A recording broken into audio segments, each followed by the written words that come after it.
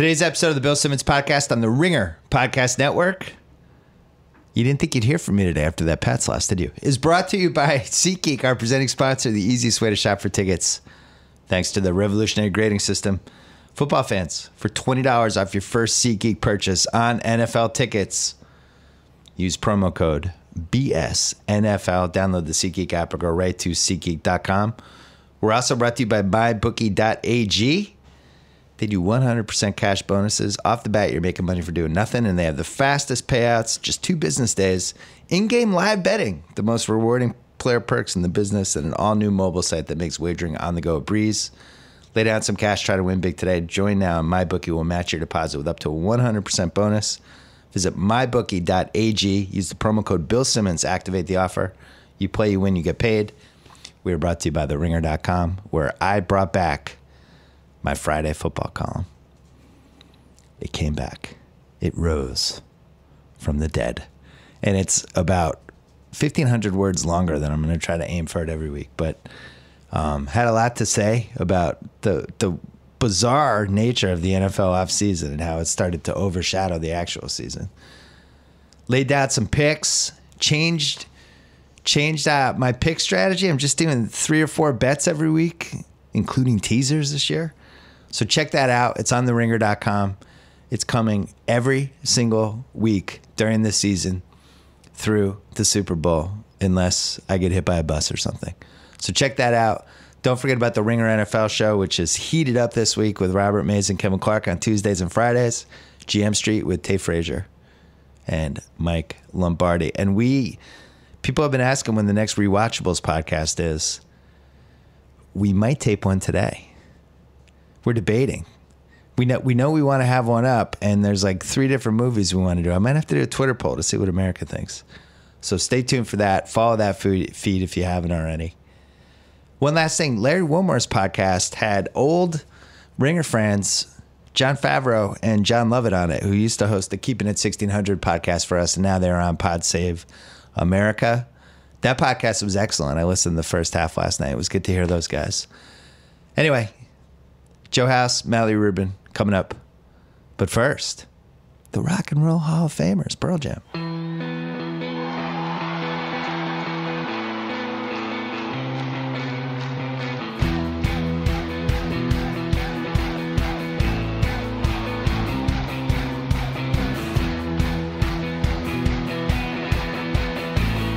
On the line, Joe House. He has not been on this podcast for 5 to 6 weeks, and there's a good reason for that. House has his own podcast. It's called House of Carbs. He talks about food every week. He's had a bunch of Ringer staffers on. He's had a bunch of celebrities on. He's had me on a few times. It is already one of my favorite podcasts ever. House, this is your dream come true. You've become a food maven. This is so kind of you. I appreciate it. I was always a food maven. I mean, I mean that with all due false humility. But having the opportunity to share my enthusiasm with all of our podcast pals is possibly my life's greatest accomplishment. Please don't tell my parents that. Yeah. No, I'm with you, man. I think your second greatest accomplishment is my daughter, Zoe Simmons. It's her favorite podcast. You know what? We were driving to soccer on this weekend in San Diego, 2 hours. She's just like, put House of Carbs on. It was like the first choice over everything, even over Jam Session, which is now her number 2 favorite podcast. Sorry, Amanda and Juliet. I've been getting a lot of great feedback from women who have expressed a great bit of support, and I think it's because of Juliet. Juliet really resonates with the people. Yeah. You know, and Jacoby was mad because we took food news from Grantland, which Jacoby used to do with Juliet. I just like to remind Jacoby that "Don't Get Fired" was my joke, and now him and Jalen have made a running segment. So to me, that's an even trade. We get food news, he gets "Don't Get Fired." That's fair, right? Nobody had to throw in a draft pick. That's definitely fair. Yeah, shut up, Jacoby. House, you came here, I think 4 weeks ago, and my body still has not recovered. Do you like how I'm procrastinating from not talking about this Patriots game, by the way? I gained between 4 and 5 pounds and could not fit in 2 pairs of my jeans, which was pretty embarrassing. How many pounds did you gain? I was closer to double digits. I was in the 8 to 11 pound range in Wow. terms of the weight gain. Wow. The biggest culprit for that, two big factors for that. One was the lunches. I don't eat lunch Me like neither. that. No. Those are like old school lunches when I'm 23, 24, 25 years old. A 3,000 or 4,000 calorie lunch where, it's the middle of the afternoon, 3 o'clock, and I'm dozing off. And I might even catch 15 minutes of a cat nap back in the days when I was a young lawyer. Close the door and just catch those 15 minutes to have a coffee and power through the rest of the day. I'm glad that's what you were doing when you closed the door. Anymore. I'm glad that's what you were doing. I said, I'm glad that's what you were doing when you closed the door, napping. They didn't have 5-star lotion back then. We had one night where we had 3 different dinners in the same night, which we described the whole food weekend on your podcast a couple weeks ago if people want to hear it. But we had a dinner, and then we went. Chris Chen took us to this foot massage place where they did, what was that type of massage called? Like a circulation massage? What's it called? There was some reflexology for sure. So it was really interesting. It gave you superhuman strength. I've eaten a lot of meals with you over the years. It was the first time I've seen you gain strength as the night went along. A little like how in Vegas when they pump the oxygen in the casinos, this was like the food version of that. You immediately ripped off a second meal and then a third meal. We're thinking dessert, which for you, dessert was a pastrami sandwich, half a hot dog, and a bag of French fries. And this was like 11 o'clock at night. I don't think that was helping your health or your weight limit that week. I would say that was a big culprit. That was probably a 3-pounder all by itself. that 11 o'clock meal. And you have to remember, my body clock, that was 2 a.m. for me.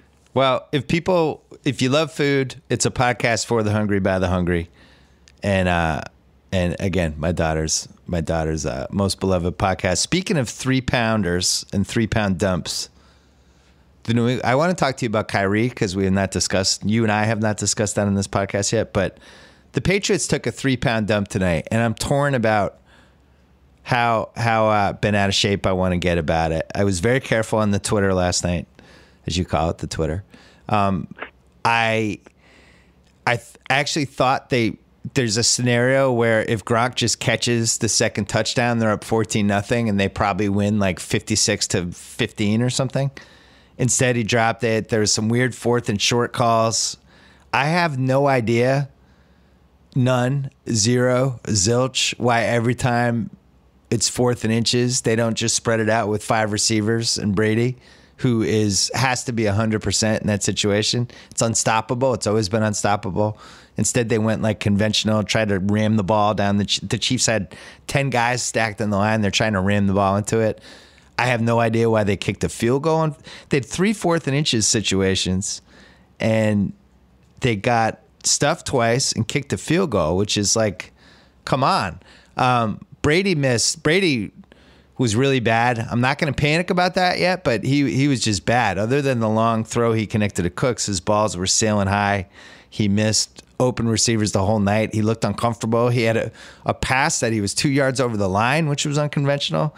And the two things that I'm actually legit concerned about, one was the defense, who I was worried about anyway, because they just don't have the linebackers and the edge rushers this year. And then Hightower gets hurt, and all of a sudden there's guys out there that I just heard of 2 days ago. That was bad.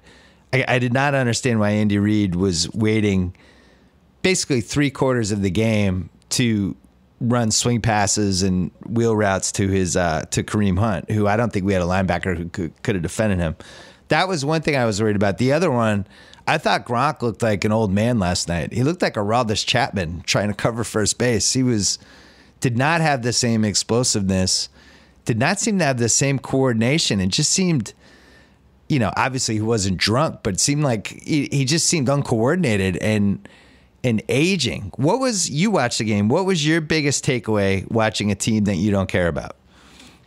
The thing that I was most surprised by is how the Pats defense got pushed around and how thin the defense looked to me. I thought that the Chiefs were deliberate in saving something for the fourth quarter in terms of the wheel routes you're mentioning. I think that was intentional.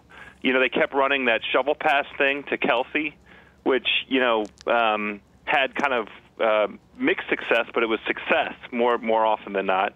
And they were able to get over the top a couple times with their speed in a way that was surprising to me. But if I was a Patriots fan, you can chalk up nearly all of the Brady misfiring and the way that Gronk looked and everything on the offense. I would say, not converting those fourth downs. I would chalk all that up to just first game of the season stuff.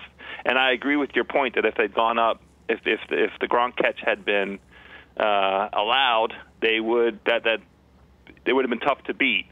The thing that's concerning to me is they got pushed around on defense, and they looked slow on defense, and the Hightower injury is concerning. So I don't know how they're going to shore it up, but I always like the Pats getting 10 days before their next football game. Hightower is probably the only indispensable guy on that defense for everything he does, but then also just a lack of depth at that position in general. But their front seven, again, the Patriots have been here many times, and people panic, especially defensively, and Belichick ends up moving people around and acquiring some weird guy from another team nobody's ever heard of, and then somehow it all works out. But the thing that scared me about last night, the Chiefs scored 42 points. It felt like they had about 20 penalties. Did you notice that? Like there was a ton. They were super sloppy. They made a ton of mistakes. They shot themselves in the foot over and over again, and they still scored 42 points.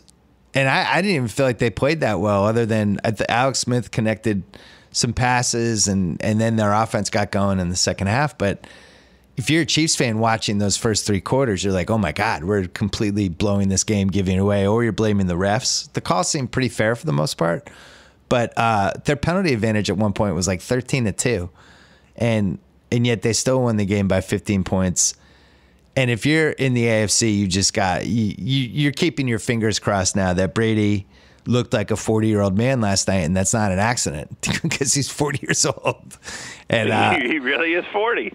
I thought they really missed Edelman last night, which is not the last time I will say that this season, but Brady did not have that receiver out there that he just had the complete 100% confidence connection, has been through all the wars with. Amendola is probably the closest, but you saw what happened with Amendola last night. Like, he doesn't stay on the field when you play him all the time. He ended up I think he got concussed, but he got nailed another time over the middle, and he's just not as durable as Edelman. And I think it's risky to expect him to play 19 games. I think I'd settle for 13. It doesn't feel like they need to use him sparingly. That's you can't try and get that kind of workload. That Edelman workload needs to be allocated across a bunch of guys.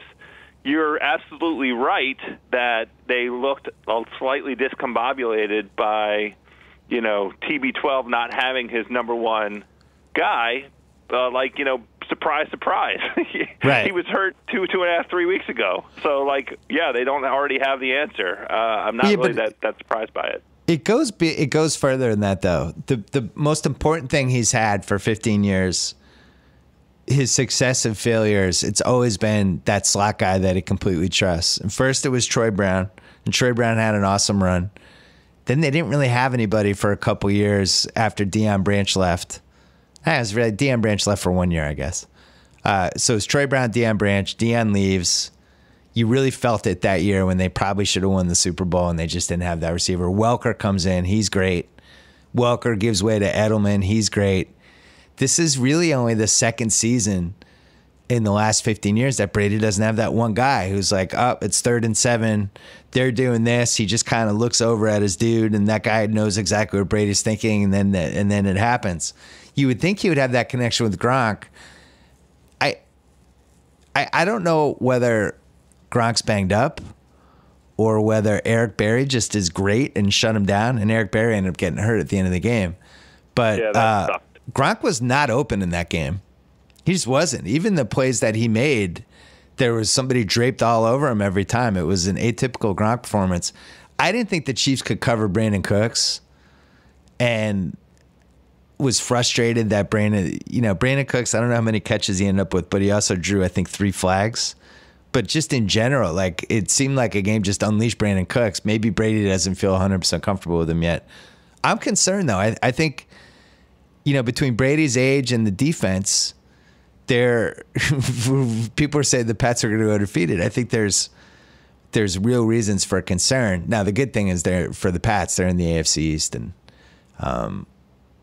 it's not like that's going to be a kick-ass division. But Sal and I did the pod on the Guest the Lines this week.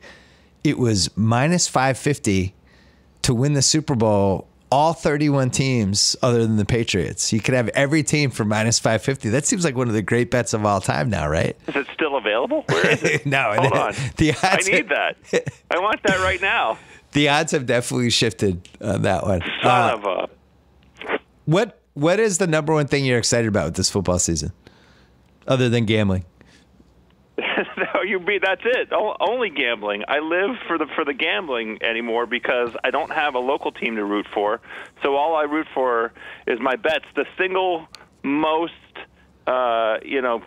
exciting thing for me is rejoining with Cousin Sal on the Super Contest. Yeah, that's what I'm excited about for this football season, brother. Do you have your picks yet? He sent me his, and I sent him mine. So we have 5 picks. Should we talk about them? Yeah, we could go over it quickly. I want to talk about Kyrie with you, but we should definitely hit this quickly. I did. I picked this in the column too. I like the Rams -4 because of Scott Tolzien. He's Scott Tolzien on the road getting less than 7. I'm in. I'll take it. Can't believe it. I did that. That was one of mine. Go ahead. I did the Ravens, who were plus 2.5 in the contest in Cincinnati. I just like the Ravens this year, and one of my September gambling philosophies is ride the teams that you like or don't like. And for me, the Colts are I want to short the Colts. I think they're going to be terrible, which is why I took the Rams. I like the Ravens. I like what they did. I like how they beefed up their D. I love Justin Tucker. I like the special teams. They have a good home field. It's why I wrote today, they're the team in your fantasy league that wins ugly every week and you don't understand how they're winning, but they keep winning. And I think it starts this week. I have them in the NFL wins pool that we do every year, and that's the theory that informed, that was the thesis as to why I selected them. I'm concerned about Joe Flacco's back. If Joe Flacco's back turns out to be a bad back, then it's going to be another bad season for the Ravens. Well, he's fine. It's not like you get hit playing. Oh shit! I took the Seahawks +3 in Green Bay. I just like the Seahawks. Yeah. I thought it's gonna be such a good game. Yeah, fair line. I think they have a 50-50 chance to win, maybe even 60-40, and I'm getting 3 points, so I just grabbed that. Yeah. I like the Titans, who I don't really like this season. But I don't like the Raiders as much. I did not pick the Raiders to make the playoffs. I think they've been a little overrated. I think there's a little too much smoke getting blown up their butts, and I think that too many people are on the bandwagon. Basically, I like the fact they're playing in Tennessee. Those early September games in the South. By the way, good luck to everybody in the South this weekend. Holy shit, Hurricane Irma. I know, another. But the usually the weather in the South those first couple weeks, and the opposing team just wilts as the game goes along. So the Titans were -2.5, and I actually like that one. And then the last one I had was the Chargers on Monday night, +3 in Denver. I just think they have a better team. We had Koo on the podcast on Wednesday. I'm ready for Koo sanity. Phil Rivers in Denver, and is the same thing as the Seahawks. I just think they have a really good chance to win. I like getting points. So what did you take other than the Rams? Yeah, we both took the Rams. I put in the Texans, so I'm going all favorites. I mean, it's just the beginning of the season. I don't have any guts whatsoever. So my 3 selections were the Texans at -5 because I just love – I talked myself into that Houston storyline of them coming out and just going out gangbusters. Yeah, it's a good one. And anything less than a touchdown against the Jaguars with the Texans at home, the first game in Houston, I like that. And I also took the Vikings -3 on Monday night. I just like them at home. I think the Vikings are good. good to very good. I think that they and the Seahawks are kind of the class of the NFC. I mean, the NFC East is going to sort itself out. I'm leaning towards the Eagles there, but I like the Vikings, the Packers, and the Seahawks. So I like the Vikings at home 3 against New Orleans. Hold on. I really like them too. I almost took them. I like that team, and I like the rookie running back who I overpaid for in my fantasy draft, Cook. I think he's going to be really good. I actually think this is going to be like the year of the rookie running backs. And in my fantasy draft, I wanted to end up with at least 2 of them. But between Cook, you saw Hunt last night was after the fumble, just fantastic. Set a record. McCaffrey, Fournette, it's pretty loaded. It really is, and it's a position that needed a little invigoration. So anyway, I'm with you on Minnesota, but I'm always scared of Breeze on Monday night. It's just it's an allergic reaction. He's one of those guys you hate going against on Monday nights. It's like, oh my God, Drew Brees, he got 458 yards. So I stayed away. I'm right there with you, and they're in a dome, which also doesn't help. But it's just I can't. I've seen too much of that New Orleans defense, and every year, it's improved. They've improved this spot and that point, and then they come out and give up 48 points. So I just like the idea of 3 points at the end of the game. The Vikings at home. That's all. And then Sal started doing on the Ringer. He's doing his best bet every week. We're making awesome videos out of them, so you can check that out. It's on our Twitter feed. Sal took the Steelers -9, which I loved. I have them in that was one of my picks in my column. I teased the Steelers with the Chargers. On the Texans, the Steelers, like the Browns, it's all the signs are there. There was a little hope there for a little bit, and then all hell broke loose the last 10 days. Garrett got hurt, and it just seems like they're headed for another Browns year. But I looked at that Texans line for a long time. The Macho Man, Tommy Savage, just scares me. I'm not ready to wager on him yet. I wanted to. I looked at it. I all the same reasons you had. I think the Texans defense is going to be terrific. I think they're going to run away with the AFC South by 2 wins. I just couldn't pull the trigger on Macho Man Tommy Savage. I want Watson to be in there. I'm waiting for Watson. I'm right there with you. The thing is, how I got over that reticence was Mr. Blake Bortles. That's kind of what helped me get over my concerns there. The Blake Tannick. Blake Bortles facts. Hey, House. Blake Bortles and Tom Brady have 6 MVP. Go ahead. Yeah, shout out to the Blake Bortles facts Twitter account. One of the best accounts on Twitter right now. House, I'm giving you a recommendation on Instagram.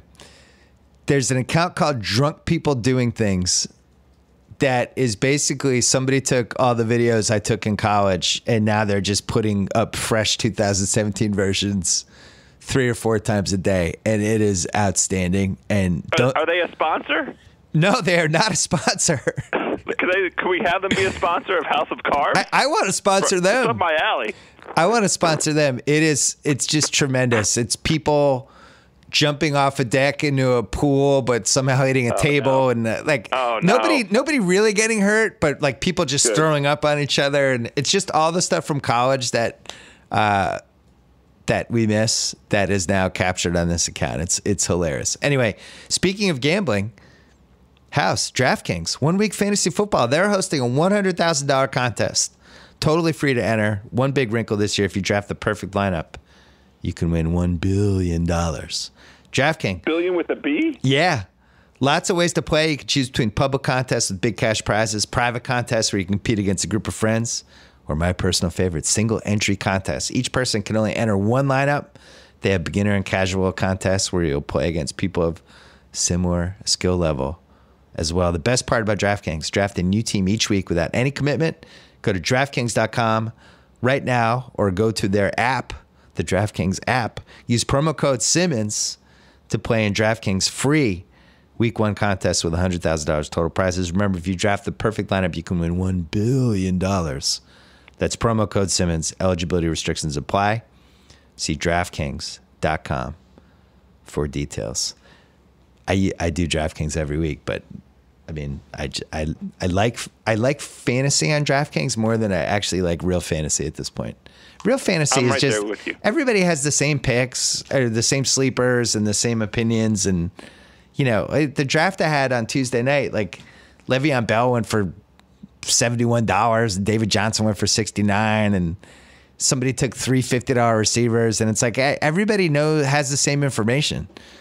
Who do you use for that league? What service do you use? I don't want to give a plug, but I'm just interested. So we use CBS Sportsline for that for no reason. Perfect. We pay for it. That's for us too. So this is what I want to ask you. My very favorite thing about CBS Sportsline is they give commentary on the quality of your selections and your draft, and they do a weekly email every week that ranks the teams and so forth based on their own metrics for where players should have been drafted and then what players you should have inserted into your lineup. Yeah, it's an automated writing about your draft. I agree. I enjoy it too. My very favorite thing is getting a bad grade in the CBS draft. That means I always know that I did a good job if I got a bad grade from CBS. Because I find their ratings to be extraordinarily terrible. I think they're bad at it, but I got a C this year. I was about to say C for championship, mother effort. I also love when they try to guess what the score of the matchup's going to be, and the scores they assign to each player are usually way off. I go to it every week. It's my go-to. I can't enjoy it enough. I always get mad. I agree. I'm getting mad at some automated system. I will say, people who run CBS Sportsline, if you're listening, it's not an accident that when people go to the top part of your menu and they're trying to click like my team or standings and, accidentally I've clicked an ad. Like, you don't need to do any mouse chicanery. You're better than that, CBS Sportsline. Don't quickly switch the menus so that all of a sudden I'm accidentally clicking on an ad. I know what you're up to. Don't do that. Well, I am complimentary of them on balance. I like very much the weekly snarky comments. Me too. The name of my team is my son likes your daughters, because I'm in a league with a bunch of guys that all have daughters that are the same age as my son. That's great.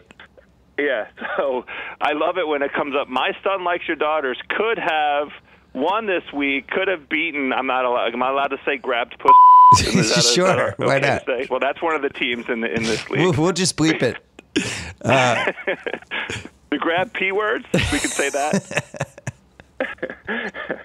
But would have been if only he'd followed the advice and put Travis Kelce in ahead of whatever. That's my favorite part of CBS Sportsline.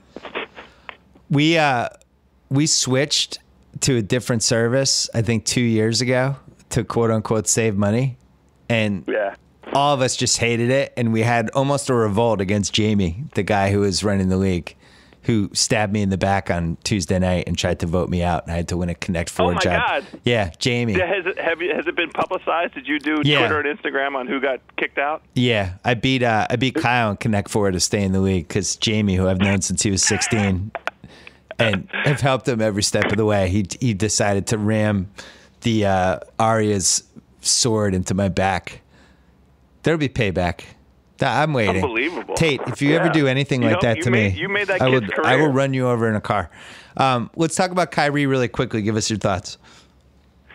So I was really, really, really disappointed that it turned out that Kyrie really did want to be traded, and that Cleveland really was inclined to accommodate that, because you know how much I love a conspiracy theory. Yeah. When I saw all of this, my conspiracy theory antennae were raised, and my eyes were going back and forth.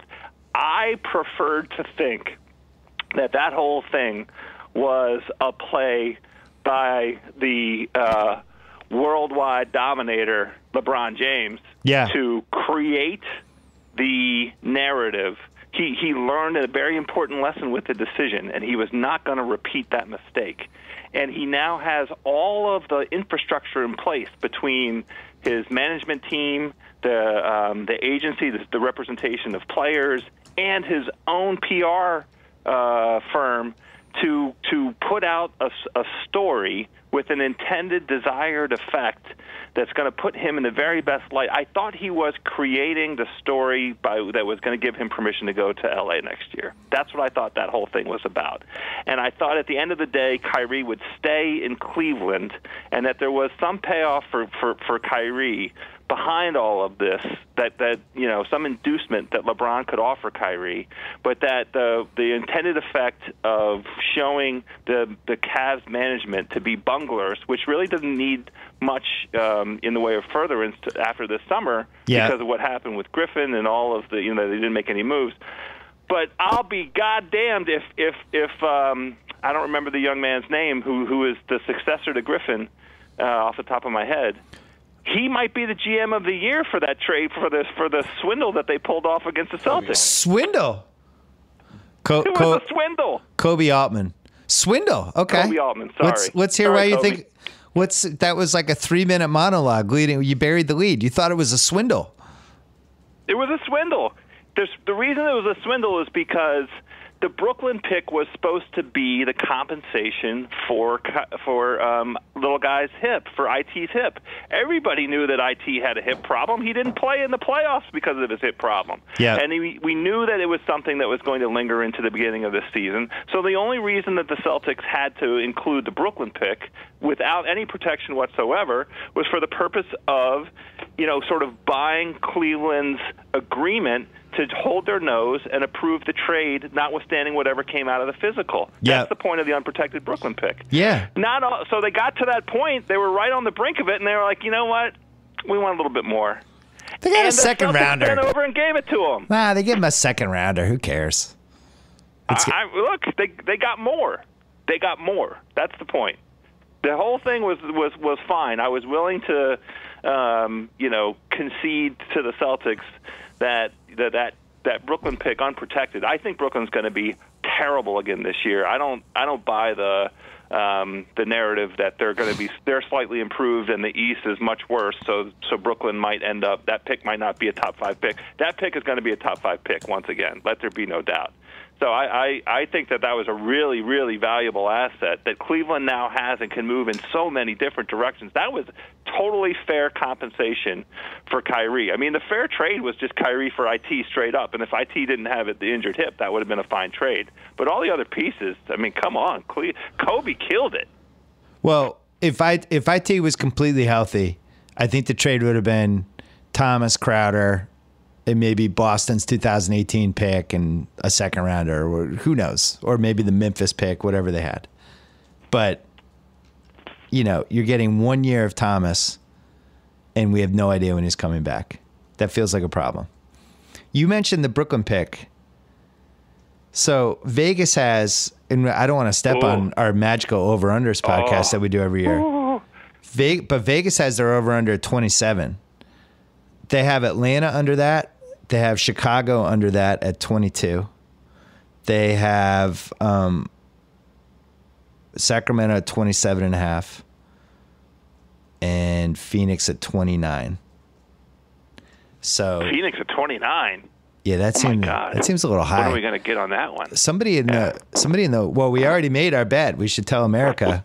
We made the big one. Philly was 41 for some reason, and me and Sal 41.5. You, me, and Sal we pounced on that like you pounced on the pastrami sandwich that night. We pounded it. I can't believe nobody factors in durability with these wins odds. If they get 100 games out of Embiid, Fultz, and Simmons, well, 100's low. Let's say 100 and. Would you say, what's the over-under? What's the over-under where you would bet over? Simmons, Fultz, and Embiid, total games combined. 120? I like it like 150 as the number. Let's make that bet right now. I'll give you 150 over right now. Right now. No, Italian I'm just dinner. That's 50 games for each of them. Yeah, I'm giving it to you. Give 150. Italian dinner. Okay, we're doing it. That's all right, great. Good. Great. Tate recorded it. So let me ask you this. Would the Celtics right now trade Kyrie Irving for injured Isaiah Thomas, Jay Crowder, the Brooklyn pick, and Zizic? No. So both teams win. Of course, the circumstances matter. I mean, the Celtics have put themselves in the very best position to vanquish the Cavs, and the Cavs did the very, very, very best they could do when there was only one other suitor. I mean, there was only the only other suitor, according to the reports, was Milwaukee, and it didn't sound like Milwaukee was really bringing heat. They weren't really at the table. So it was a one team that had interest, and Cleveland got the very best offer, the very best deal they could get out of Boston, considering there were no other suitors. Well, I do. It's fine to think of it as win-win. I don't have any problem with that. I still think it's a swindle. There were suitors. The problem is once Kyrie found out about Boston, he started sending out stink faces to the other teams that were chasing, because nobody's going to give up a shitload for Kyrie if he's saying, like, I'm not re-signing there in 2 years. So He was able to control the market, and that's, this happened with Paul George too. Once it gets out that the player wants to go, it does become a little bit harder to trade for them. I thought Cleveland did the best they could have done under the circumstances. I thought it was a really smart trade for them, and it allows them to keep their feet on both sides of the fence depending on what LeBron does. I still think LeBron's leaving. I think Kyrie thought LeBron was leaving. I don't really think he liked playing with LeBron that much. And, I keep coming back to... I'm not sure about that. Playing with LeBron got him to the finals 3 consecutive years. Yeah, where and he did it. He was able to be on that very biggest stage and distinguish himself on that stage. I mean, where else is he getting that opportunity? And he did it, and he graduated from it, and now he wants to play with other people. Because if he liked playing with LeBron, he would have stayed there. There's no reason for him to get traded. I really like the way KD put it when I did the pod with him, which is basically KD is like, Kyrie's like me. He likes structure. He just wants to hoop. And he was tired of every year, this happened, that happened, this might happen. He just didn't want to do it anymore. That made sense to me. And that's totally fair. You and I even before this trade, you and I were both in the what the hell is everybody doing? Kyrie Irving is awesome camp. Were you surprised that so many people out there were kind of downing him as not a franchise player, but as somebody who could be one of the 2 essential pieces on any great team, which is really how you have to look at this stuff, because there aren't any franchise players. There's LeBron and Durant. But were you surprised that people were so willing to kind of discard what we saw in the last 3 playoffs?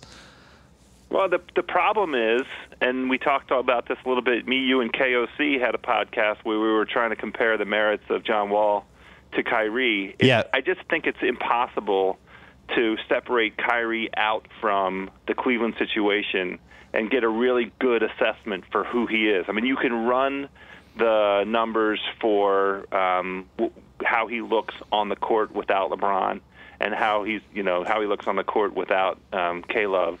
But those are not, great sample sizes, and it's not, you can't really give yourself a warm, fuzzy feeling about exactly who the player is and what kind of, part of the thing that's hard also with Kyrie is if you're going to put him in that category of a top 15 player, he needs to be a little bit of a leader. And I feel like we don't know anything about what kind of leadership potential he has, which is another sort of aspect of playing with LeBron and, another reason why he might want to get out from under the LeBron umbrella so he can go out there and show folks that he has that leadership capacity. But there's enough unknowns, I think, to be sort of cautious about it. I'm going to give you the odds for the Eastern Conference right now. You're going to tell me what you like. Cleveland Cavaliers, minus 125. Boston Celtics, plus 225. The Wizards of Washington, plus 1,500. The Bucks of Milwaukee, 20-1. Inexplicably, the Philadelphia 76ers are 20-1. I just am stupefied by that. I'm stupefied. What are you talking about? I'm dumbfounded. I don't understand it. Dumb being the operative word. Toronto is 22-1. Miami 25-1. The Pistons are 100. Now it gets wonky. 100-1. Charlotte's 125-1. Philly 20-1. Miami? So Miami was 25-1, and I actually could see them regressing this year, but they also have the possibility of maybe making some move if somebody becomes available. Who knows? Your Wizard, that's the Wizards at 15-1 though. That seems high. You're still easily the third best team. They have a move to make. Because the Marcin Gortat expiring contract situation isn't gonna go great, and they have to figure out what they're going to do between the $16 million man Jan, my foot feels soft Mahinmi, and Gortat, who's making less money than that. And I think that what they're going to do is move Gortat. So I don't know yet what the team is going to be. Gortat is really important to the pick and roll effectiveness. He sets the best moving picks in the league. Yes. Well, God bless the league for permitting it. I don't understand why Cleveland is minus 125 and Boston's plus 225. I feel like those should be a little closer, considering we have no idea when Isaiah Thomas is coming back. And if he doesn't come back, here's the thing. I don't like that Cavs thing about Boston that I think makes it fair. They really gave up. They lost a lot of depth. And the thing that I'd be worried about as a Boston fan is, when is the team going to find its defensive identity? Because that's really the thing that distinguished Boston last season. Yeah, they played really superlative defense and then let the little guy go ahead and just run amok in the fourth quarter. And that was a formula that worked last season. That's not the formula for this season's team. Can I remind you that Washington was putting up like 125-point games in the playoffs, and Cleveland was shooting 60% in like 4 of the 5 playoff games. Well, Cleveland is not the comparator, but Washington is a very good comparison. Yeah. And you saw what happened. Washington had superior talent, but not superior depth. Boston beat them with defensive depth. John Wall had 3 straight bad games efficiency-wise because Avery Bradley was in his chest and Wall had to play max minutes. That was, we talked about this a little bit ad nauseum. Well, we have the end of those playoffs. We have plenty of time to talk basketball. Mallory Rubin just got here, so I want to audible. But first, it's no secret traveling can be pretty stressful. You can have peace of mind in the palm of your hand with the Fly Delta app, which I just used when the Simmons fan went to Hawaii. The Fly Delta app will make your travel experience informed, connected, and seamless. It's with you every step of the way. Gives you the timely information you need. Find, compare, and book flights on the go. Check your Sky Miles balance. Update your travel preferences to find a flight that's right for you. Make sure your time at the airport goes smoothly with interactive airport maps, easy to access boarding pass, gate and state information, and the ability to scan your passport during check-in, get alerted when boarding begins, rebook, cancel, or delayed flights. I mean, you can do everything. They even deliver real-time bag tracking with RFID, radio frequency identification. Being on the go doesn't have to mean being out in the loop. Discover all the ways Delta makes travel easier than ever. Download the Fly Delta app on your iPhone, iPad, or Android today. I have been Team Delta for 3 years because I think they're the most reliable. I just want to get there on time. I've had the best experience with Delta. All right, Mallory Rubin is here, the mother of dragons. Hello. She is fresh off kind of recovering from just an insane run of Game of Thrones, which we're not going to talk about until the tail end of this today. But I wrote in my column today about how the football offseason has just completely fallen apart, and it started to affect how people actually care about football as a whole. Mm-hmm. And at the same time this was happening, the NBA has turned into a 12-month-a-year sport. Right. And we've seen it with the traffic at the Ringer and just what people seem to be interested in. We can write about the NBA in mid-August and people read it. They care about the personalities.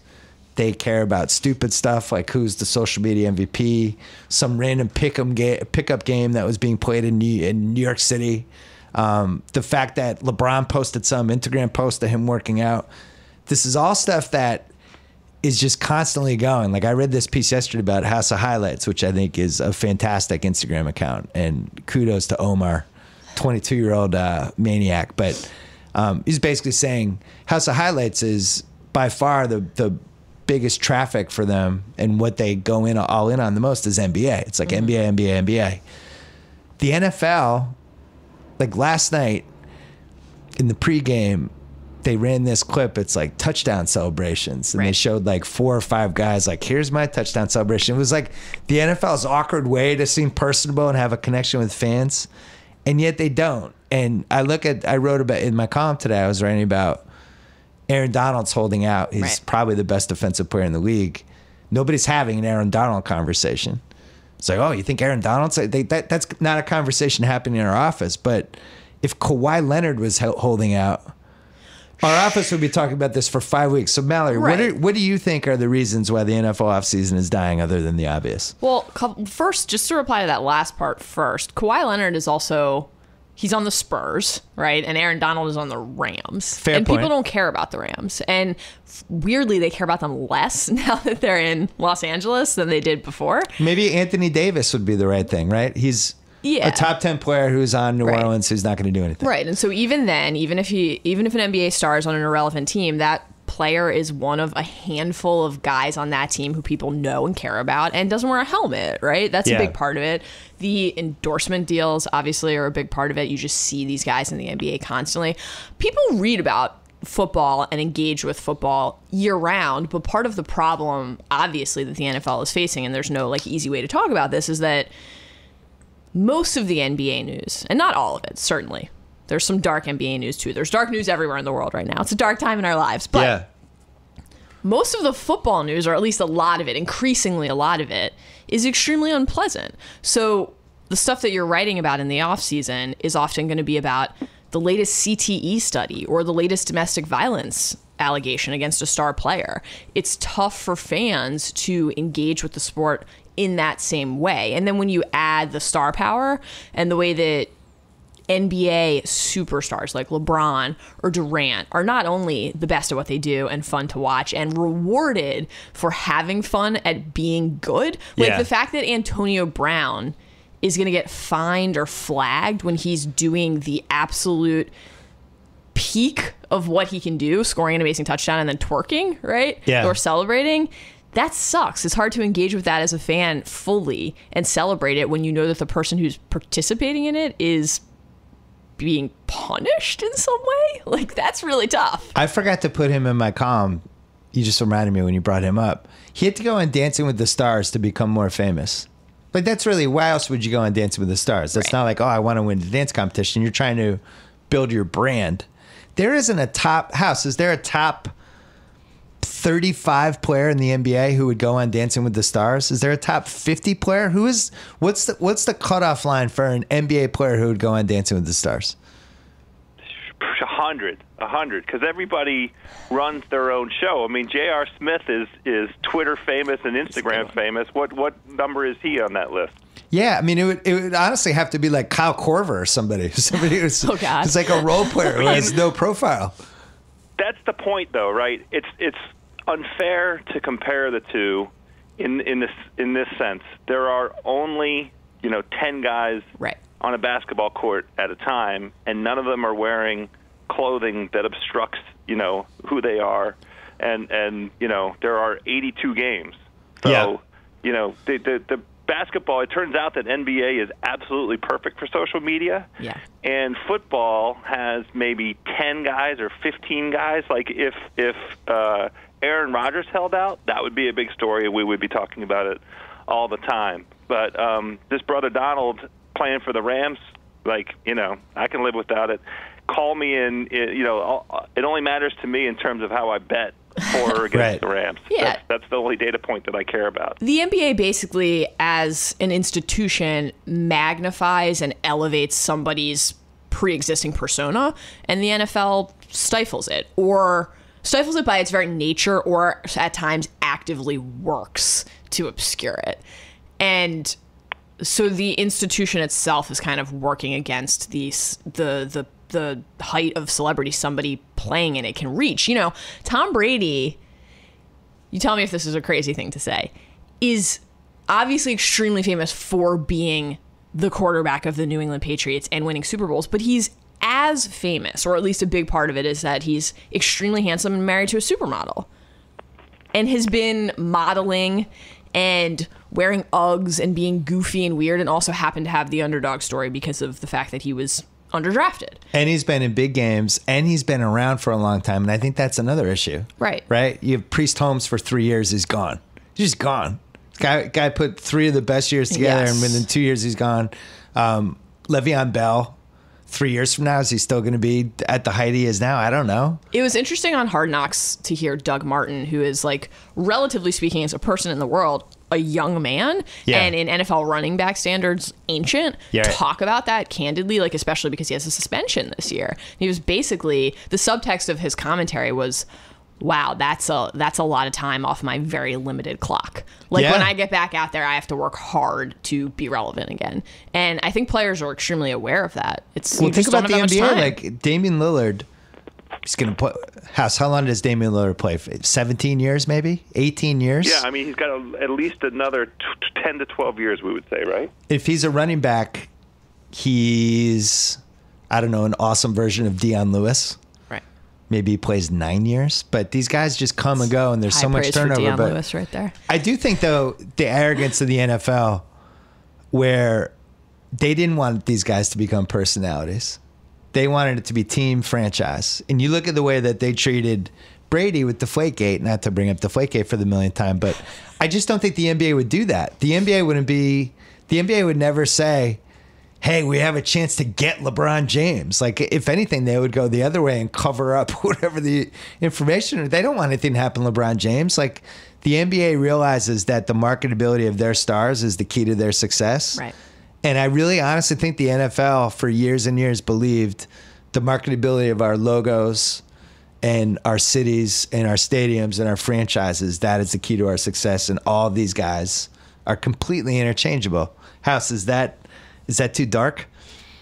No, it's 100% true. And I think it's kind of, I don't mean to be geeky about it, that's basic labor economics, right? It's in the interest of the ownership of the NFL to not permit any of the players to have a basis that would change the leverage of that relationship. That's why they went after the very biggest dick on the block, Tom Brady, and took him down. That was a show of force by ownership against the labor force of the NFL. I mean, George Atala at NFLPA might come over and punch me in the nuts for this, but I think that whole thing was orchestrated for the purpose of creating dynamic for the next collective bargaining agreement. Like, every one of you players, this is what the whole point of punishing the players the way that they do now. This is Ezekiel Elliott, 6-game suspension based on the NFL's own investigation that is apparently superior to what the police and the prosecutor did in the state of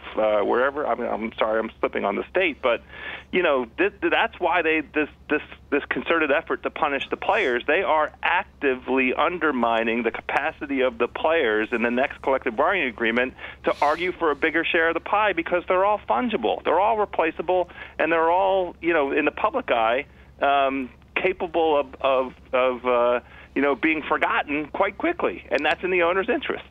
So part of what I wrote my column about today was that only 4 years ago, it feels like a million, but when I was running Grantland in May of 2013, I asked Robert Mays to just start doing a countdown to the NFL season. Right. And it was a different era. It was like football would go away. You'd feel this sense of real sadness, kind of what Mallory's going through with Game of Thrones right now. We'd go away for 2-3 weeks. Then free agency would start. Then all of a sudden the combine and the draft. And by the end of the draft, then there was a little bit of a lull, but now you're ready for football to come back. And then like mid-June, the fantasy magazines would go on the newsstand. Right. They barely have newsstands anymore. There's the internet, though. Those great days of newsstands. And by the beginning of July, you're like, football, football, football, football. I don't know if it's me or whether this is just the way it's going now, but I felt that way this week. I did not feel that way 5 weeks ago or 10 weeks ago, 20 weeks ago. That excitement for the season. Now that the season started, I'm in it again.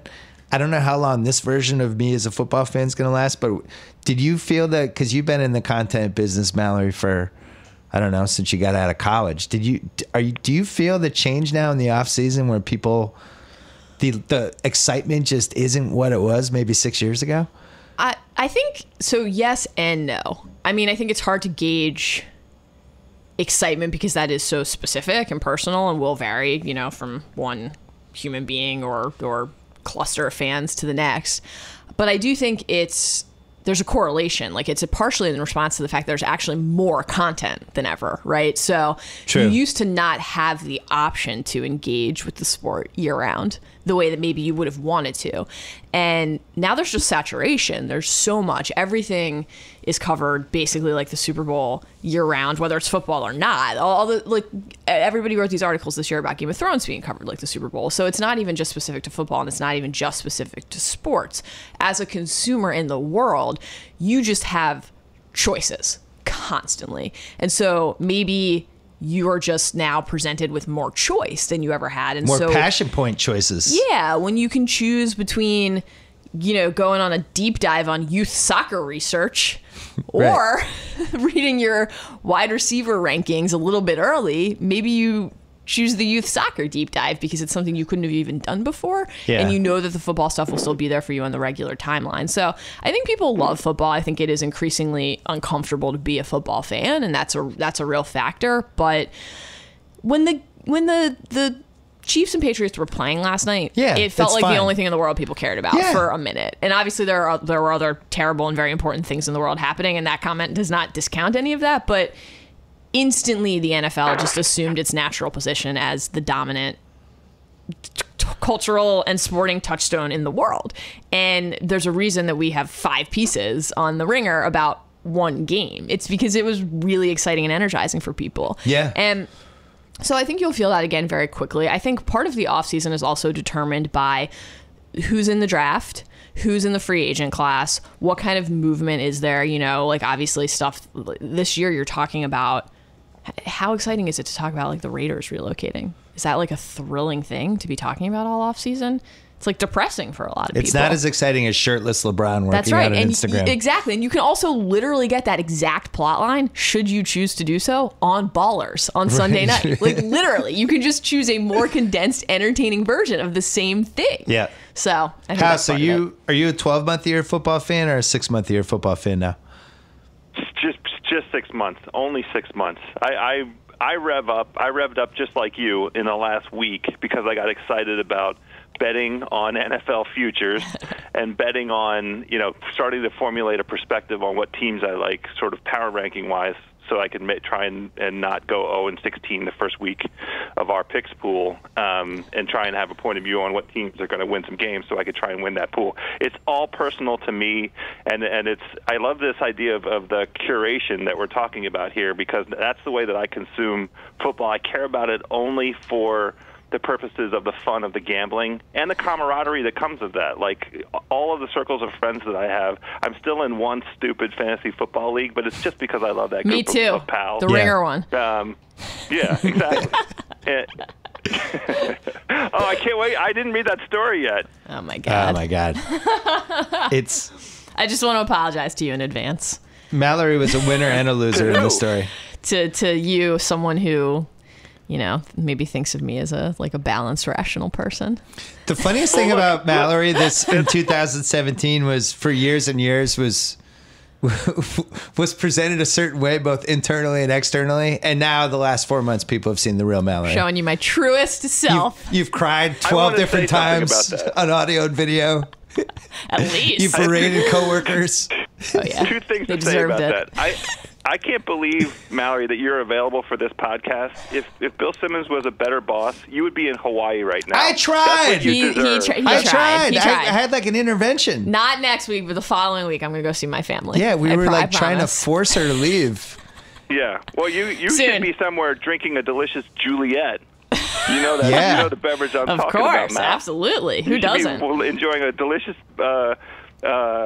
Juliet, and maybe even a little poke on the Hawaiian beach. That's the only place you can eat the poke is in Hawaii. You're not allowed to eat it I heard else. on House of Carbs. Wait, hold on. That's I want to talk about food, but first, when it comes to the massive decision of choosing a mortgage lender, it's important to work with someone you can trust who has your best interests in mind. With Rocket Mortgage, you'll get a transparent online process that gives you the confidence to make an informed decision. Don't waste time searching through stacks of paperwork. With Rocket Mortgage, you can securely share your financial info to get a mortgage approval in minutes. Mallory loves when I do reads because she's on her phone just working. No, she crams 1 minute of work into it. You can even adjust the rate and length of your loan in real time to make sure you get the mortgage solution that's right for you. Whether you're looking to buy a home or refinance your existing mortgage, you can lift the burden of getting a home loan with Rocket Mortgage. Skip the bank. Skip the waiting. Go completely online at quickenloans.com/Bill Simmons. Equal housing lender. Licensed in all 50 states. NMLS consumeraccess.org, number 3030. Okay, so the Simmons fan went to Hawaii. Mm-hmm. You are probably the two people I know that love food the most. Love food. For different reasons. Love food. House will eat food like an animal. You're not at that level.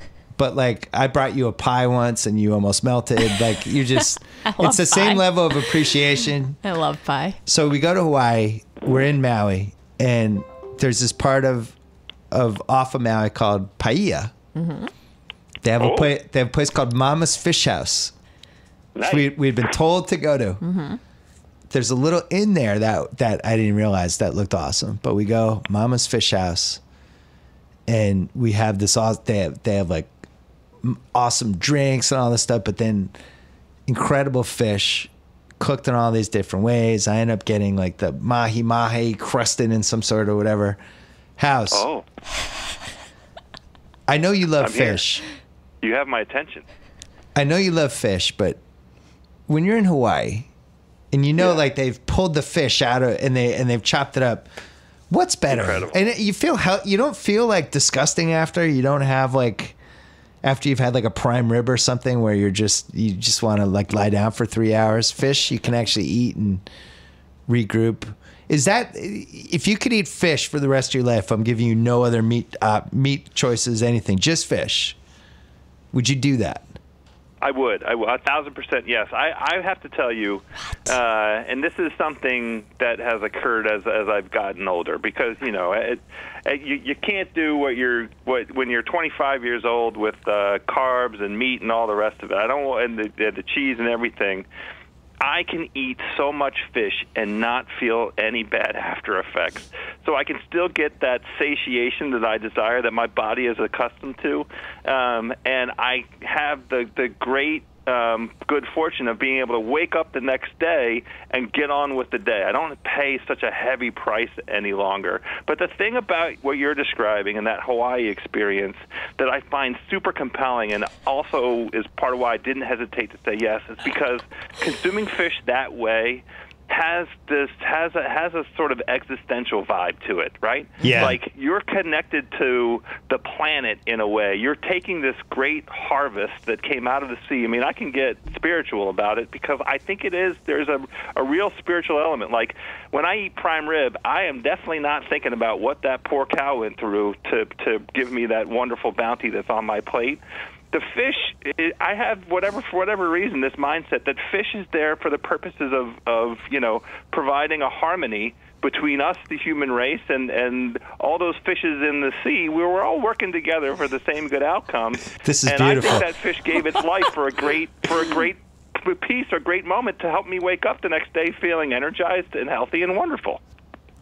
Wow. My goodness. Wow. That was beautiful. Really beautiful. A little shocking to hear. You live in Washington, D.C., so you're a man of the Mid-Atlantic. What about conservation and sustainability? How about our bay? How about our Chesapeake Bay and the crabbing? The DMV. And what's happening there? You just think it's just those crabs are just there for you. That's it. No, that's not. No, there was a harmony there as well, and the great depletion of the crab population, the poor sacrificial blue crab in the Chesapeake Bay. That's the offshoot of chemical farming and so forth. The bay has been catching tonnage of runoff from states like New Jersey and Pennsylvania and northward, coming down and filling the bay with terrible chemical stuff. That's what's hurt the crabs. It hasn't been over crabbing that's produced the shortage. But why do people treat bodies of water that way? That's because they're not thinking about the sanctity of the fish itself, the life that fish deserves. So you're right about that. We are in agreement. And this brings me back to Hawaii, which is going to be the second home for the Ringer in about 4 years. Oh, man. Never been. I'm in. I'm inviting myself. I love the following things, and I'm always afraid to order them. I'm especially afraid to order them on Postmates or any of those food apps because nothing's worse than getting fish like 45 minutes after the fact. But no, don't do it. I love clam chowder. I love clam chowder. Me too. I'm always afraid to order clam chowder. But I know in Hawaii I'm getting the real clam chowder, which is what I got at Mama's Fish House. I love lobster bisque. Delicious. It's Delicious. the best. Yeah. I really love lobster bisque when I know they just caught the lobster. I love shrimp. I like the big fat shrimps that they obviously just caught, and it was like the shrimp was trying to run away and they grabbed them. Those are just things that you can't get unless you're in a place like that. And I think I could just eat that stuff all the time. I would not. It always made me nervous, like even in Boston, which is known for the clam chowder. Yeah, I was going to say, it sounds like you're describing a New England life to me. Well, but the problem, I agree. it's like a poke situation or like even crabs in Baltimore where it becomes such a thing. Oh, I won't order a crab cake anywhere else. There's a lot of shortcuts. Well, it's just because people, they know it's the thing of the place, but that doesn't necessarily mean you're getting the best version of the thing. Yeah. I always get nervous with that. So anyway, House, fish. I think we need an all fish House of Carbs episode at some point. This is a great idea because we kind of touched on it a little bit with David Chang. We'll have to think about who in the fish world would be the right emissary or combo of people. It doesn't have to be just one person. I'd like to but know, we really need to treat fish fairly. Yeah, what's the single best fish order that I should be the most excited about? Because the staples are always on there, right? Like you'll see the swordfish, you'll see the mahi-mahi's always there. It'll go through, and then like the salmon, which can be hit or miss depending on how fishy it is. But I'd love to know, like from a chef, if that's on the menu, you get that. Like the chefs always say, like filet mignon on the bone is always fantastic if it's done correctly. And they have a couple other steaks, but when I see filet mignon on the bone, I just know. I know I'm going to enjoy it. I'm 100% in. House, I had a fantastic veal parmesan at the Palm in Beverly Hills. The tomato sauce was not typical Italian tomato sauce. It was more like that sweet kind of tomato sauce. Oh, yeah. I like that. Nice on veal pounded parm. veal. The cheese was burnt on the top, which I really appreciate and like. I like nice when strategy, a crispiness. Yeah, I feel like when they put the cheese on, they kind of bake it in the griddle, almost like they would bake a waffle or something. Right. Of course. That's exactly what they did. But House, you're saying you're willing to give all that up. You never want to bite into a bacon cheeseburger again. You never want to get the fried chicken from Popeyes. No, he does. Don't worry. He 100% does. Ever again. He definitely does. No, he just put it to me as would you consider this? And the answer is yes, I would definitely consider If it meant you could never have a piece of sacrificed. fried chicken again? Can I tell you about... understand. I No, get it. House is eating fried chicken. He's doing lip service on the fish. Yeah. He's definitely can't not eat fried chicken. One other place I want to tell you about in Hawaii that I just think should be copied here. There's a place called Slappy's. It's a pancake place. They put the big giant grill in the middle of the table, and they bring the batter, and you make your own pancakes. So you'd be like, I want buttermilk, or I want gluten-free, or I want like apple whatever. And they actually bring the batter out, and you squirt it like you would squirt a ketchup bottle, and fry the pancake yourself, flip it. They brought all these sides like bananas, chocolate chips, all these different things that you could put on the pancake as you're making it. Are they doing any guidance? Are they riding shotgun to say, all right, wait, that's too thick. It's not going to cook properly. You're going to have a mushy center. You can make a big, giant, fat pancake. You can make, like my son was making little tiny ones. Right. I thought it was one of the best ideas for a breakfast place I've ever seen. Like my kids were... I'm not into this at all. You're not, it's too much work. Way too much work. Well, you could have ordered too. You could have just ordered pancakes. Also, if I go to a restaurant, it's because I trust the people in that establishment to know how to make the product better than I could make it. So you don't like interactive foods? I enjoy the ambiance at a place like that and the vibe and the like communal spirit. Everything basically that was missing from the Ringer fantasy draft. But I don't want to do that work. I go out to eat so rarely. I want to be able to relax and enjoy myself. You just put the batter on there and then cook it. I like having control over the constitution of the pancake itself. Like I'd like to be able to say, oh, no, one more handful of chocolate chips. Right. One more little like cloud of whipped cream. But I don't want to actually have to do that. House, you're telling me your son wouldn't like to go to a restaurant and make the pancakes himself? So this is precisely the point. This is a wonderful idea for families. A great place to go with kids. A great way to get a kid interested in food. I wish it existed here because it would be a fun way to introduce my kid. You know, he actually has a natural curiosity for cooking and food, and I'll put him up on the high stool. I mean, he's 7 years old. He's pretty tall, but he can't reach all the way up and look down into the food as I cook it. So we've had some nice conversations about, you know, red beans and rice and, you know, roasting a chicken and so forth. The pancake idea is a fantastic one, and that's what this restaurant is for. I wouldn't do it because you wouldn't go just me and you. It'd be weird. Yeah, and it's just not for adults. There's pizza places now that are doing this too, where you kind of make your own pizza and then you give it to them. A kid idea. Yeah. Make my pizza for me. What's your 2017 food thing you're most excited about, Mallory? Oh God. What's been your most Postmated order this year? Good question. My wife won't let me get chicken parmesan anymore. Probably John and Vinny's, because I do that for dinner and breakfast. Oh, you get what do you get for breakfast? Their breakfast is incredible. It's incredible. They have like an amazing banana bread. It's just got like a little salt on it. Yeah. Salted butter. It's exceptional. Yeah, they do I'll trick myself into ordering some fruit when I have breakfast there, or rather when someone brings me breakfast from there, because they have like a creme brulee grapefruit. It's basically like just, you know, they just pour a bunch of sugar on the grapefruit and then burn it. It's delicious.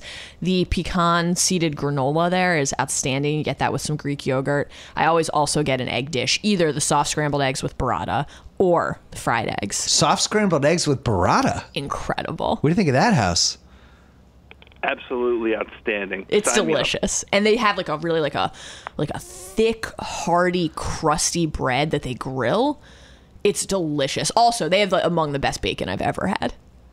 Ever. Yeah. What qualifies for the best bacon you've ever had? Because I have some legitimate bacon thoughts. So for me personally, I like a crispy bacon. I don't like soft, chewy bacon. How thick are we talking? I like a thinner, crispier bacon. If it's thicker, like Squirrel in Los Angeles has a very thick bacon, and that's one of the few places that I really quite enjoy the thick bacon, whether or not they listen to my request to make it on the crispier side, just because it's so flavorful and delicious.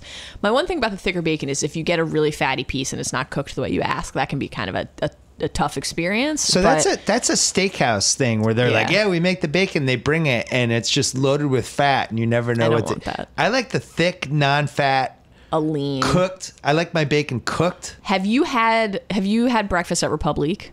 Yeah, so they have the bacon steak. They call bacon it steak. Yeah, and it's about, oh man, I want to say it might almost be like a quarter of an inch thick. Wow. Like it's like a tall, thick. I think House passed out because he hasn't even grunted or said anything. Well, it's got like a maple bacon glaze. Talk, you're just maple not saying glaze, anything. Delicious. Maple glaze. That's another key thing. Yeah. One is the bacon steak is interesting. I'm trying to figure out how to distinguish it from pork belly, because pork belly is ultimately the best. It's basically pork belly. Sort of delivery of bacon. That's fine. I agree with the idea. I think you need to separate your bacons. If you're going to do a steakhouse bacon, I was at Peter Luger's a month ago. Everybody at the table got 2 orders of the bacon. It comes out. It does have fat in it, but that's where the flavor comes from. You can, if it's not to your liking to eat the fat and consume the fat, don't do it. I prefer to rub it all over my face because I want to smell like that bacon when I wake up the next day. And I ate all of both plates of bacon that arrived. But if you're wanting a breakfast bacon to go along with like an omelet or other things, it's a side to accompany things.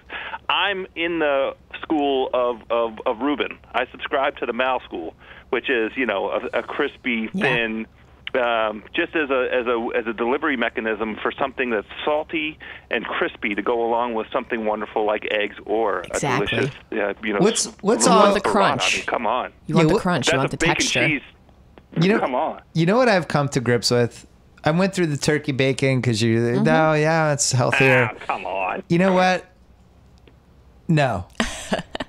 It just sucks. That's right. Has anyone ever thoroughly enjoyed turkey bacon? The problem is it's never going to crisp up the way you want it Ever. to. The only way that I have found that I like turkey bacon at home is if we bake it in the oven.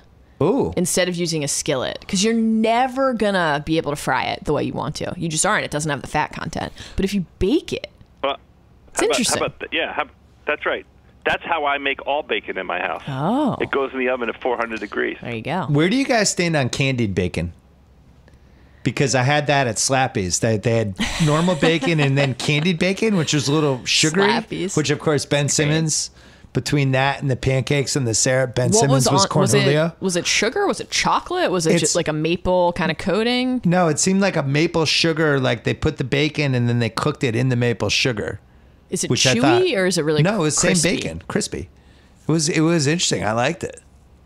I'd have to be in the right mood. No? Yeah. It's almost an Fine. extra, it's a totally separate experience. Like I still would want the regular bacon. And then you're getting that as almost a dessert of sorts. For children. If you had a choice between crispy hash browns, breakfast potatoes, Yeah. or potato pancakes, what are you picking?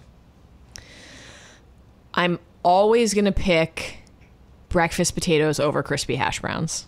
Always. Okay. Now. Wow. Is there a reason?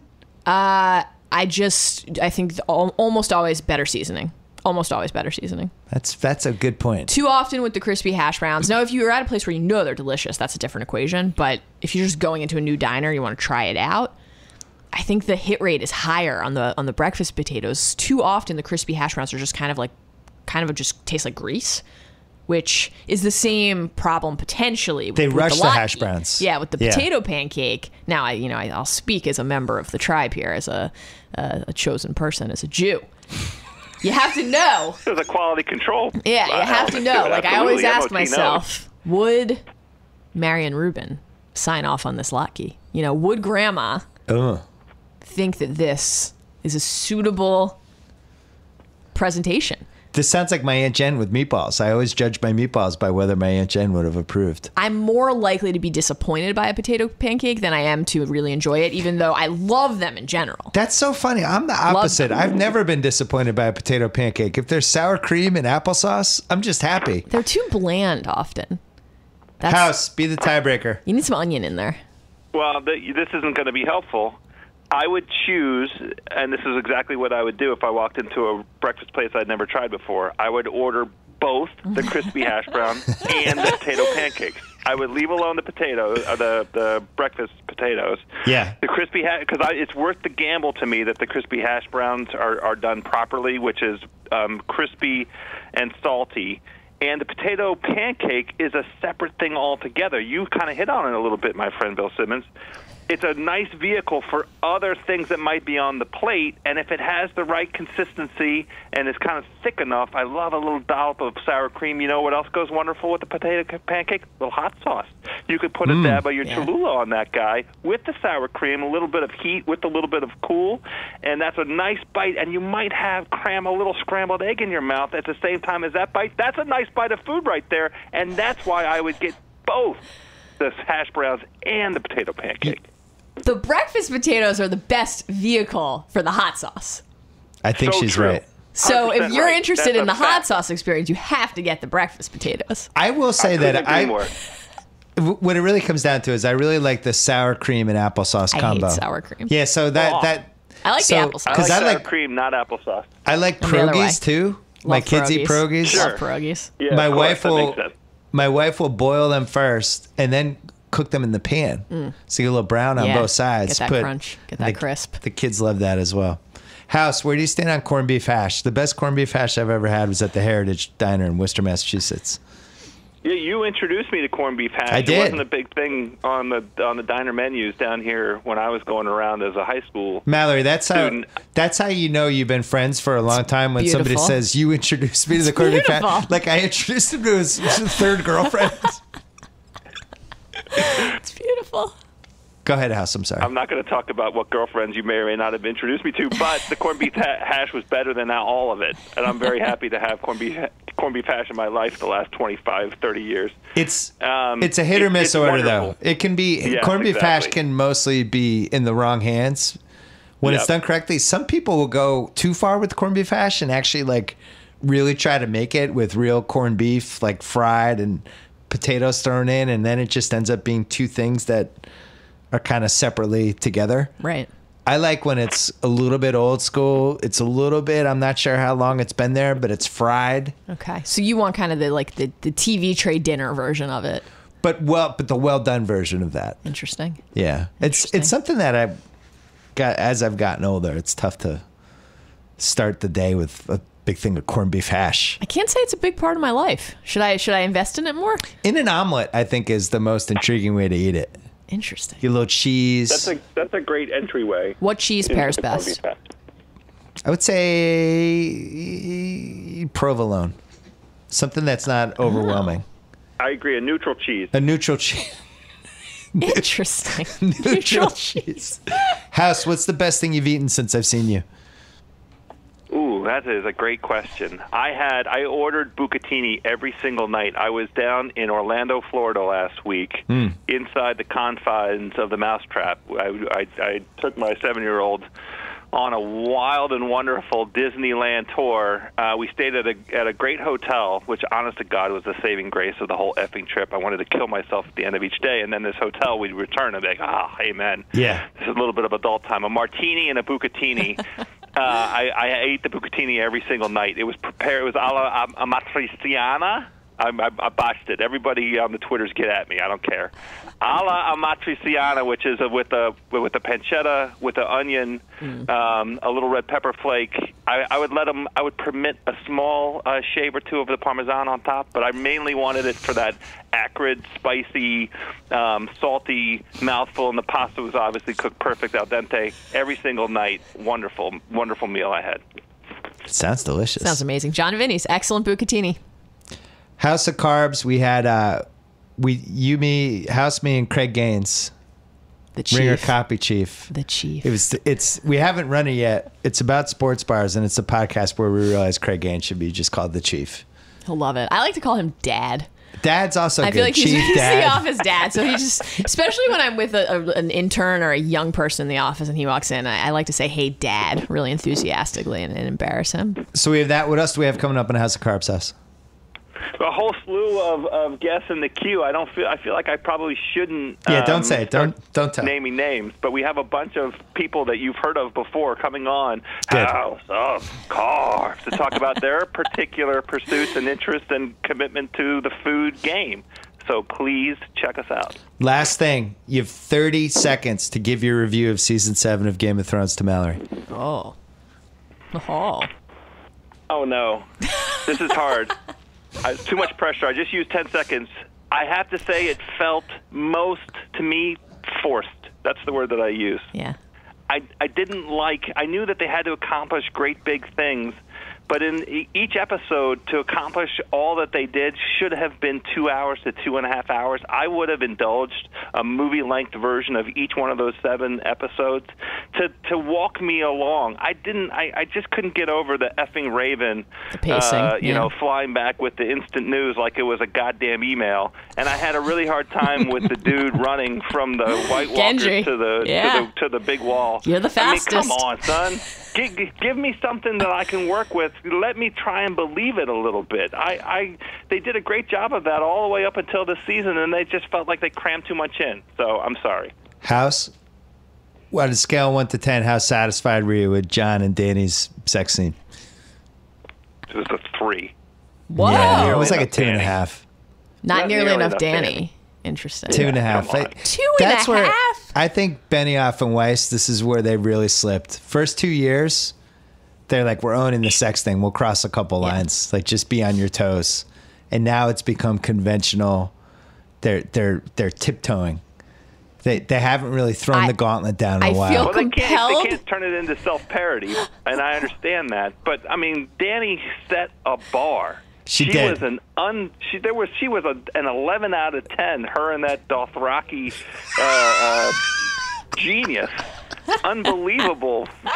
Those scenes. It was like Blake Griffin's rookie season. It was Blake Griffin's rookie season, just above the rim constantly. I'm equally fond of the John Egret cave scene from season 3. I think of that the same way you guys think of Danny's scenes. Another terrific scene. Awesome scene. Special one. They did go a little conventional, though. I feel compelled to note, please, the voice of the people here, that you just referred to a sex scene between an aunt and her nephew as conventional. Yeah, but they didn't know yet.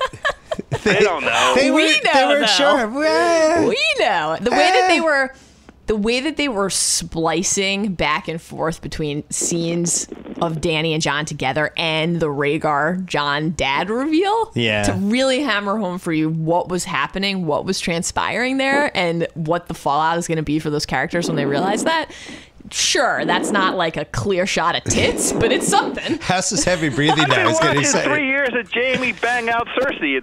All of a sudden, that's supposed to be shocking to me? You got a Cersei Jamie blowjob this season. Yeah. I know, I'm just saying, but that's brother-sister's action. What does aunt-nephew? What do I care about that? Yeah, there was brother-sister doggy style in the pilot episode. It was a really high bar to set. The target. Also, so and Tyrion just doesn't like hookers and brothels anymore? One of my... He's just out on the hookers? If we had 2.5 hours, Tyrion could have got his. No, where's his brothel? 47-minute episode. Does he have a brothel in Danny's place? This is actually like a big... It's not really right to call it a theory, but a big area of discussion on the internet among the Thrones heads is Tyrion now constantly making bad decisions because he isn't having sex anymore? Ooh. Like back in the Blackwater days, he had Shay. Maybe that could explain Donald Trump too. Okay. Thanks so much to the Fly Delta app. The Fly Delta app will make your travel experience informed, connected, and seamless from before your trip through the journey to the tail end. It's with you every step of the way, giving you the time and information you need. You can even book flights, check your Sky Mile balance, check your bags, you name it. The Fly Delta app does everything. Discover all the ways Delta makes travel easier than ever before. Download the Fly Delta app on your iPhone, iPad, or Android today. Don't forget to subscribe to House of Carbs. Don't forget to read my Friday column has returned on theringer.com. Don't forget to go back on the Binge Mode Game of Thrones feed. 67 episodes. Check it out. Maybe 100 hours. Oh God, of podcasting at that point. A lot of love there. There's been some meetings about what the next binge mode podcast is going to be. I think we're circling something. I can't wait to hear the reveal. Circling something. We need Mallory once she finishes her 30-day stint at the Malibu rehab place.